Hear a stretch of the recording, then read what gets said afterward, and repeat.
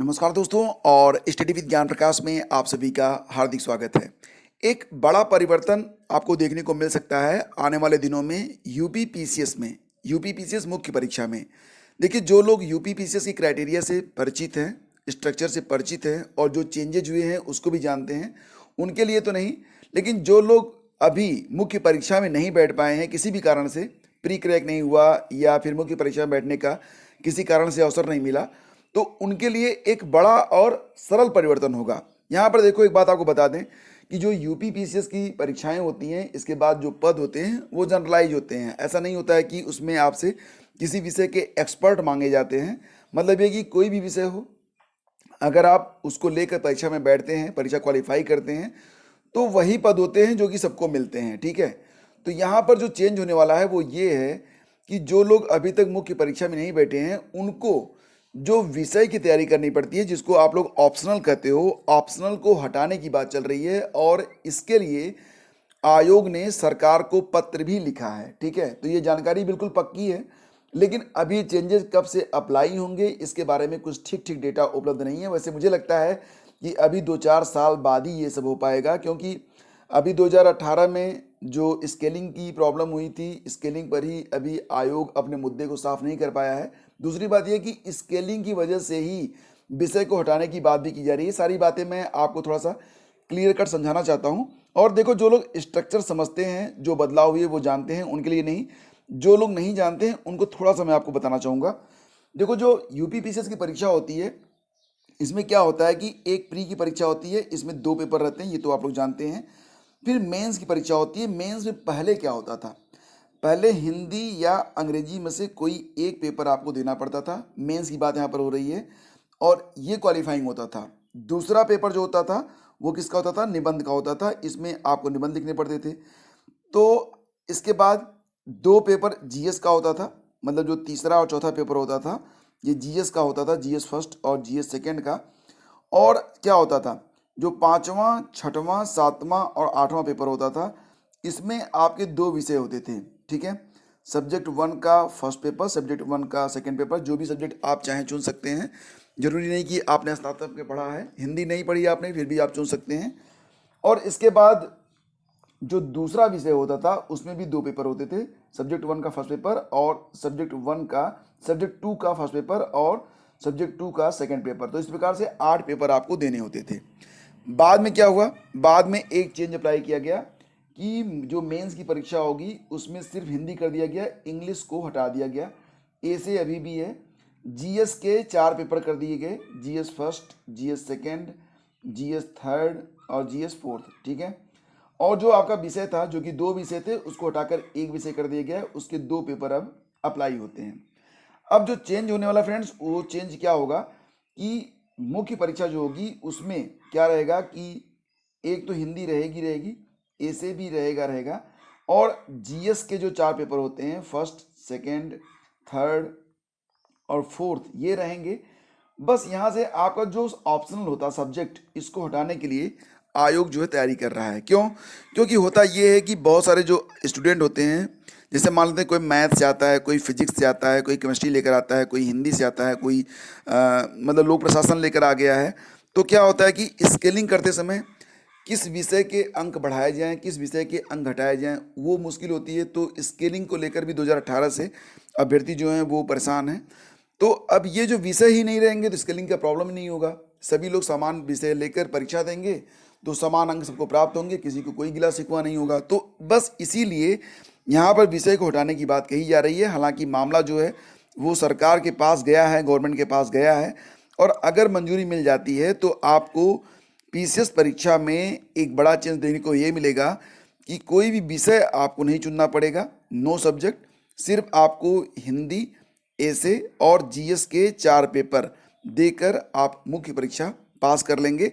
हाँ, इंटरव्यू होता रहेगा तो थोड़े चेंजेस भी इसमें होंगे।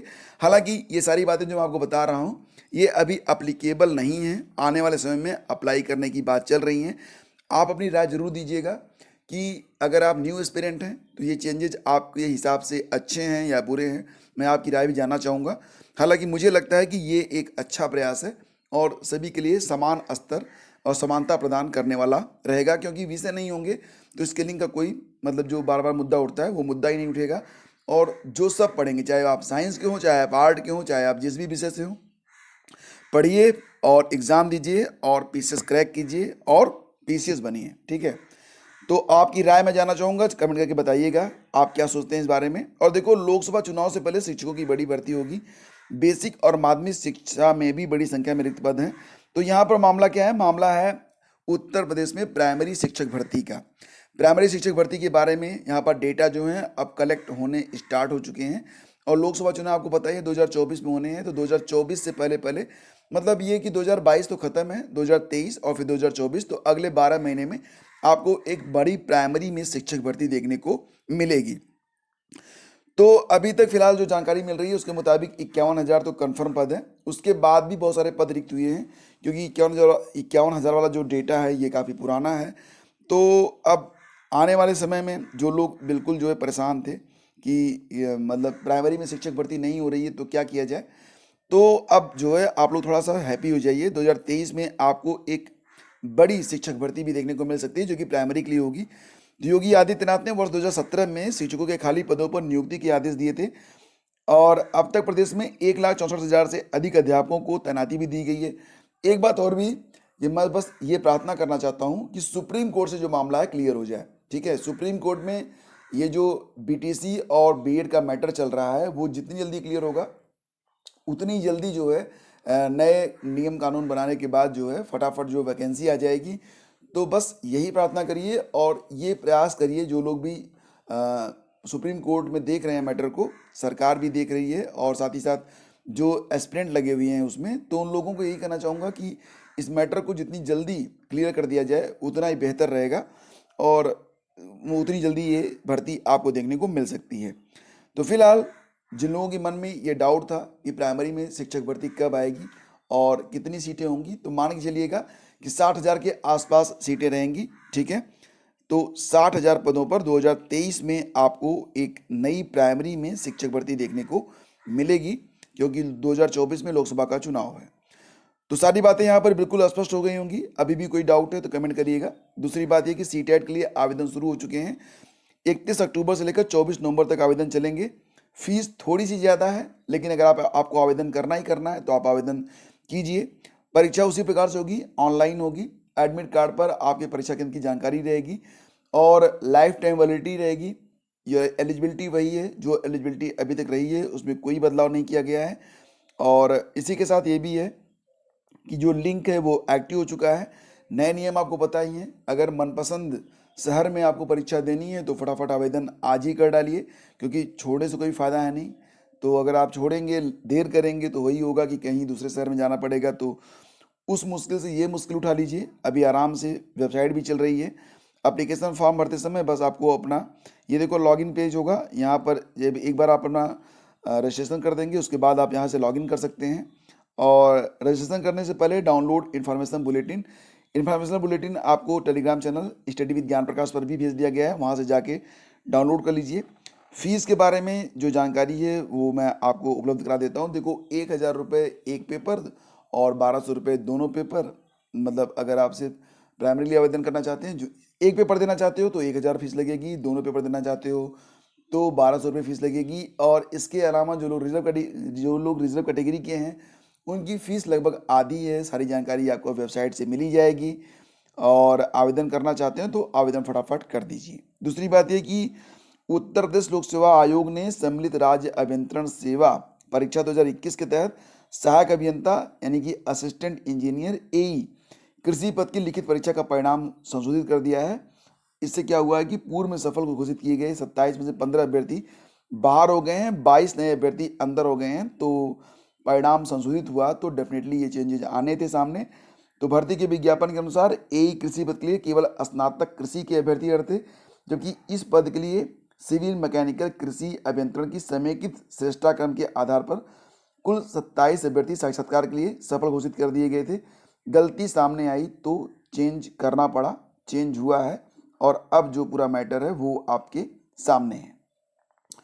और इलाहाबाद विश्वविद्यालय में अभी स्नातक स्तर में जो पढ़ाई लिखाई चलने वाली है, अभी थोड़ा समय लगेगा उसमें, रजिस्ट्रेशन ले लिए गए हैं। बहुत ही सरल वेबसाइट बनाई गई है। मैंने पहली बार देखा, BHU का भी देखा, दिल्ली का भी देखा, और जो अदर यूनिवर्सिटीज हैं जो CUET के आधार पर जो है प्रवेश दे रहे हैं उन सबके बारे में देखा।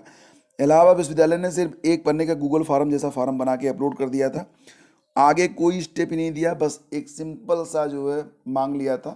और अब जो है बार बार उसमें संशोधन करने की बात भी ये लोग कर रहे हैं। अभी तक इनका जो वास्तविक वेबसाइट है वो बन ही नहीं पाया है। तमाम दिक्कतें हैं, देखते हैं कि ये लोग कब तक जो है एडमिशन की जो प्रक्रिया है उसको तैयार कर पाते हैं या फिर कैसे शुरू करते हैं, कब से क्या होता है। सही बताएं आपको तो ये लोग एक ढंग का जो है होता है ना, वो वेब डिज़ाइनिंग कोई मतलब वेब डिज़ाइनर कंपनी तक नहीं कर पाए कि कोई एक ढंग का वेबसाइट बनाने वाला तलाश कर लें उसको। और बहुत पैसे नहीं लगते हैं इसमें, 10-5 हज़ार रुपये दे दिए होते तो कोई भी साइट बना के दे देता है इनको। लेकिन पता नहीं क्या ये लोग कर रहे हैं। फिलहाल एक पेज पर इन्होंने सारी जानकारी उपलब्ध करवा ली थी, मांग ली थी, उसमें बस वही होता है ना, जो एक पन्ने में जो जो मांगा जाता है वो सब मांग लिया था, फोटो तो ले लिया था। और अब जब इनको मेरिट बनानी पड़ रही है तो डेटा ही कलेक्ट नहीं हो पा रहा है। क्यों हो पाएगा? क्योंकि अगर सही तरीके से इन्फॉर्मेशन ली गई होती तो एक बटन पर डेटा सामने आ जाता अपने आप श्रिंक होके और शार्ट होके। लेकिन अब फिलहाल ये दिक्कत तो सामने आ रही है। तो दोस्तों ये थी आज की पूरी अपडेट। राजस्थान में एक वैकेंसी भी आई हुई है जिसके बारे में आपको मैं जानकारी से शीघ्र ही उपलब्ध करा दूंगा। वैसे आपको बता दें कि ये जो वैकेंसी राजस्थान में आई हुई है वो वैकेंसी इसलिए है कि इसमें देखो, मैं थोड़ा सा आपको अभी बता देता हूँ ताकि आप लोग अच्छा हाँ, CGL के लिए आपको बता दें, CGL एग्ज़ाम का जो combined graduate level examination Tier 1 2022 के लिए Tier 1 की जो परीक्षा होगी वो 1 दिसंबर से लेकर 13 दिसंबर तक चलेगी। और ये भी है कि CBE यानी कि scientific assistant of IMD examination 2022 ये 14 दिसंबर से लेकर 16 दिसंबर तक चलेगा। तो ये नोटिस जारी की गई है SSC के द्वारा, ये भी आप लोग जान लीजिएगा। और इसी के साथ साथ एक जानकारी ये भी है, राजस्थान में फिलहाल एक विद्या संबल योजना शुरू की गई है जिसमें व्याख्याता पद के लिए 75%। अब ये देखो जानकारी अलग से उपलब्ध होगी, मैं आपको मौखिक बता रहा हूँ, इसको आप लोग सुनते रहिए, थोड़ा थोड़ा मैं यहाँ पर लिखता भी रहूँगा ताकि आप लोग समझ पाएँ। तो देखो यहाँ पर एक विद्या संबल योजना, ये योजना राजस्थान की है, विद्या संबल योजना। इसमें अगर आप लोग आवेदन करना चाहें तो कर सकते हैं। क्या है इसमें कि लेक्चरर के लिए अगर आप MA MSc MCOM में 75% हैं और B.Ed में 25%, ये मतलब इसी के आधार पर इसकी मेरिट बनेगी। तो अगर आप लेक्चर के लिए आवेदन करना चाहते हैं तो MA और B.Ed होना चाहिए। वरिष्ठ अध्यापक के लिए भी BA BSc BCom या मतलब BA B.Ed होना चाहिए। और LTO अध्यापक के लिए BA और B.Ed होना चाहिए। और L1 अध्यापक के लिए जो है सीनियर सेकेंडरी 12वीं और D.Led होना चाहिए। इसमें इंटरव्यू का प्रावधान नहीं है, ज़्यादा अंक पाने वाले अभ्यर्थी का चयन किया जाएगा। 2 अभ्यर्थियों के समान अंक होने पर जो अभ्यर्थी जिनकी एज ज़्यादा होगी तो उनको जो वरीयता मिलेगी। मैं पदों के नाम आपको दोबारा से बता देता हूँ, एलिजिबिलिटी भी समझा देता हूँ। देखो इस योजना का नाम है विद्या संबल योजना, ठीक है। इसके लिए नोटिफिकेशन मैं टेलीग्राम चैनल पर भेज दूंगा। और इसमें जो पद आए हुए हैं व्याख्याता लेक्चरर के लिए जो पद हैं उसके लिए आपका MA B.Ed होना चाहिए, ठीक है। B.Ed सब में है तो समझते रहिएगा। इसके अलावा वरिष्ठ अध्यापक के लिए BA B.Ed होना चाहिए, मतलब BA और B.Ed। LTO अध्यापक के लिए भी वही है और L1 के लिए सीनियर सेकेंडरी है। तो इसमें अगर आप आवेदन करना चाहते हैं तो आप जाकर आवेदन कर सकते हैं, ठीक है। तो दोस्तों ये थी आज की पूरी अपडेट। और अगर ये सेशन आपको अच्छा लगा है तो लाइक और शेयर कर दीजिएगा। आप सभी का दिन मंगलमय हो। शीघ्र ही मिलते हैं हम आपसे एक नए वीडियो में, तब तक के लिए आज्ञा दीजिए। नमस्कार, जय हिंद।